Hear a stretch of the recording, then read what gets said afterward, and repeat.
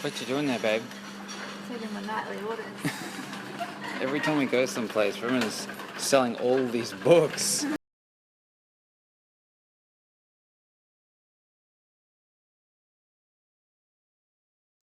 This guy, Snapchat, has pulled over in his truck and he's been standing around Lucy for the last 5 minutes. Ta-ta! Some people carry on, they do some funny stuff. Snapper, good morning! We're doing a mini lesson, we're going back to my roots. Today we're talking about money, today we're talking about mission. I got a little diagram to show you. It's gonna be a ball buster. It comes with some homework, it's gonna highlight some things to you that might just blow your socks off. Over the last month or so, I've had a lot of new Snapchat followers, and that means I've had a lot of questions from people who don't know my story, don't know what the hell I'm about, asking me a lot of the same questions. The college question has come up a lot. Anyone who follows me through my company knows my stance on college, but for everyone been asking me, what college degree should I go do? For me, it's quite simple. If you're here to do something that requires by law a college degree, accountant, doctor, lawyer, veterinarian, optometrist, all this stuff, if you really, really, really would love in your heart and your soul to go and do that, go get the degree.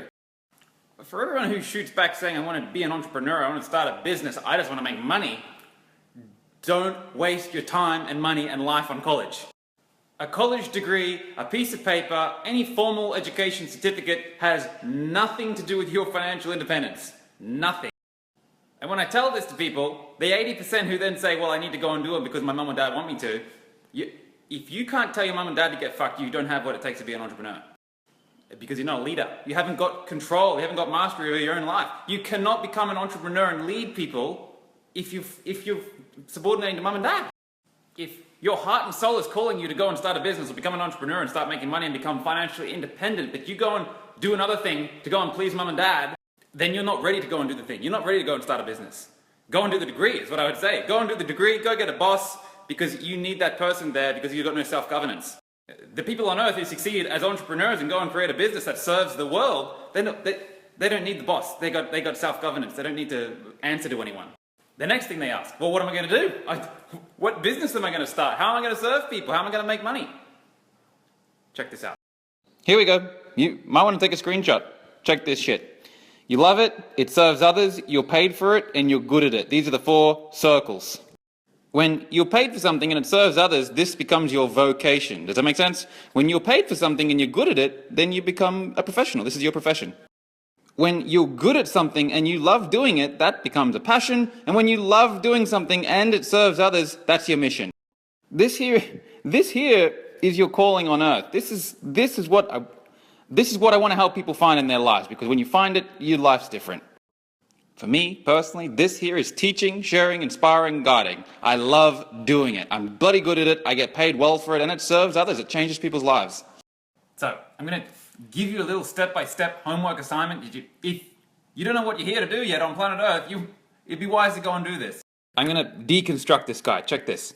Firstly, paid for it. You can. This is redundant. Anything can be monetized. Anything. Skill that you have, any hobby that you have, any gizmo that you invent, anything can be monetized. If you're good at something, you can monetize. Now, when I cross this off, I'm not saying that this isn't important. It absolutely is important. What I'm saying is that this is a constant. With anything that you come up with these 3, you'll be able to monetize it somehow. So 1 down, 3 to go. Here's how you prioritize it. The things that you love, the list of things that you love is vast. There's a heap of things that you would love. The number of things that can serve other human beings is vast. You can serve people in an infinite variety of ways. The list is huge. But how many things are you good at? This here is where we start, because this is a limited list. We're only good at a handful of things. Compared to love and service, this list is tiny. So, here we go. Get the pen, get the paper. Do this list, 4 columns. Start with what you're good at. List all the things that you're good at. Write an exhaustive list. So what I've just filled, this isn't me, by the way. I'm not very good at fucking lifting weights, that's for sure. But write down an exhaustive list of all the things you're good at.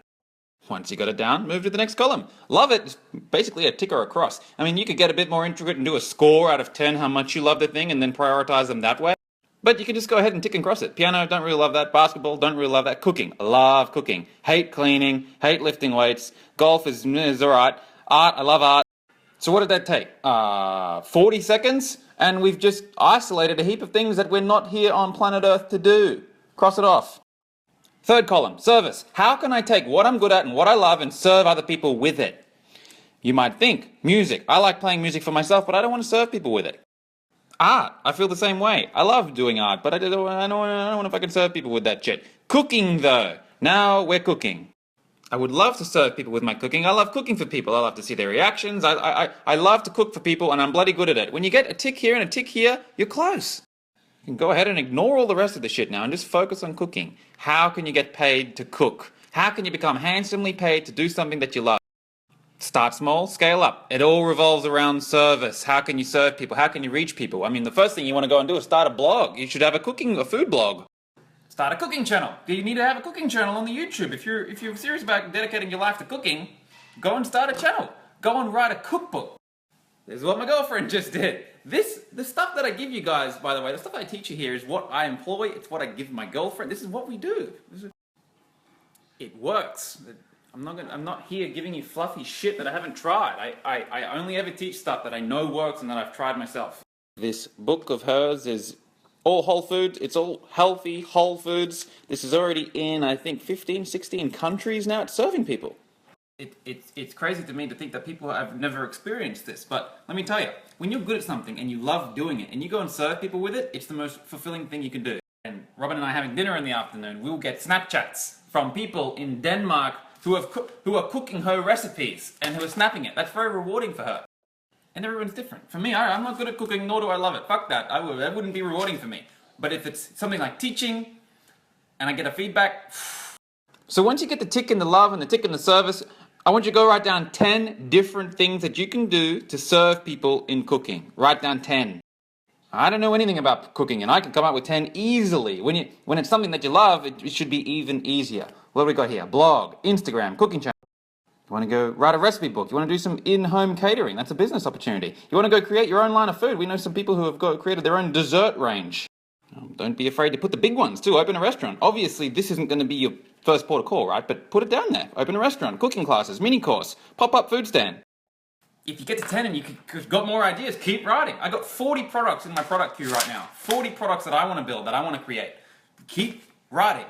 Then, when you've got your big ass list, you can go and prioritize the things. Some of these things you won't charge for. Instagram, you're not going to charge. You just go and build your Instagram out of love and build a following. You go and give free value away to thousands and thousands of people, grow a following. You get 20,000 followers, then you come up with a book that you can make $10 on, and you sell it to 5% of your followers. You got yourself $10,000 in profit from one little product. That's where you start. One product that you know works, that you love, that you built and created with love, and then you packaged it in a way that helps serve other people. You make money. And then that's your first product. And then your products snowball from there, because then you build a reputation. You're an author now. The start is usually the hardest, getting off the ground. But once you got momentum, objects in motion tend to stay in motion. Once you get momentum, you just go. Now, if you get stuck on the first column, if you're not that good at anything yet, if you're a 10-year-old and you haven't done anything except for played a couple of computer games, it's going to be harder to find the things that you're good about that you're able to monetize, right? And that comes back to personal development. You need to go and grow in something. You need to get good at something. It's funny how many people message me and say, I'm not really that good at anything, but I just want to be financially independent. If you're not good at anything, you're not going to make money. End of story. That's not a fucking mystery. You need to be good at something if you want to make money. Even if you want to do zero-sum income stream and not actually serve anyone, but just make money through trading or investing or poker, you've got to be good at that. So at some stage in your life, you're going to have to develop some kind of skill in some area. Any area is going to do, but as long as it's an area that you love doing, you can make money from it. So it's something that you love, it's something that you're bloody good at, it's something that you've taken the time to package in a way that serves other people, meets a need of theirs, and then you charge in fair exchange and then you make money. And you've got to learn to charge, and you've got to learn to charge in fair exchange. You can't rip people off, and you can't undercharge, rip yourself off. You want to charge a price that's fair for the customer and fair for you, then you'll grow wealth. So your products are growing, your leadership's growing, you're serving people, you're making money, you're growing wealth, you're growing income. There's two things that you want to go and do then. Get the income and go and outsource all the shit in your life. I'm releasing a program about this in early 2017. It's called the Inspired Life Program. It teaches you how to step-by-step go through all the things that you have to do in your life and outsource it all. All the things that are uninspiring, go and outsource it all. If you don't like cleaning, don't fucking clean. Get a cleaner. They're very cheap. If you don't like doing anything, get someone else to do it. Get someone else to do it. Understand this. When you are making money in a way that fulfills you, something that you love, and then you go and get the money and you use it to go and buy your freedom back, to not have to do all the bullshit that you don't like doing in your life, that's the inspired life. That's the definition of an inspired life. So you're here, doing something you love, making money, serving people, you got an inspired life, you bought your freedom back, you don't do any of the things that you don't love doing. Then what you want to do is take an ever-increasing portion of your income and go and invest it. Go and learn how to invest and grow wealth. If you want to be an active speculation trader, learn that. If you just want to passively invest, do that. You're doing what you love, you're making money, you're serving people, you're fulfilled, you've got the inspired life, you're not doing shit you don't want to do, and you're investing and you're growing your wealth and you become a millionaire in time. What the fuck else is there to do? If you do this, you will have a powerful and inspired life. I absolutely guarantee it. Understand that it's got nothing to do with college. It's got making money, becoming a millionaire, becoming financially independent, inspired life, nothing to do with college. Love your Snapchat. Let me know if you enjoyed that lesson. I usually charge for that kind of stuff. I usually take people through that in my one-on-one mentoring.